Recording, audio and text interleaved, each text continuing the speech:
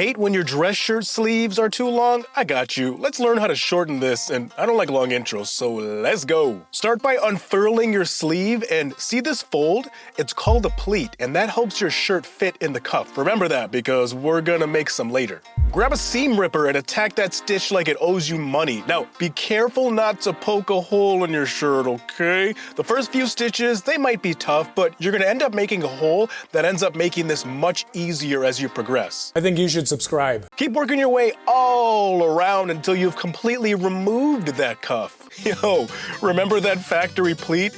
They just kind of sewed over it really quick. I thought this was comically ghetto. I'm removing 1 inch or 2.5 centimeters from the sleeve. Use a fabric marker or chalk to mark where your new cuff is going to be. If your shirt has a pattern on it like mine does, don't use the lines as a guide. They'll kind of trip you up a little bit. Measure to make sure that it's accurate all the way around, okay? We are gonna put a placeholder stitch on that line we made that's called a basting stitch. We're gonna use it as kind of like a drawstring to cinch up our sleeve in a little bit. Set your stitch length as long as you can and your tension as loose as you can on your sewing machine. This is gonna make a stitch that's barely doing anything at all, and it's gonna be super easy to remove. Oh, and do not backstitch to lock it in at the beginning or the end, okay? That's important, my friend. Now, when you're done, this is what you got. Cut off the extra fabric, leaving about 1/4 inch or 6 millimeters for your seam allowance. Grab some sewing pins and reattach your cuff just above your basting stitch.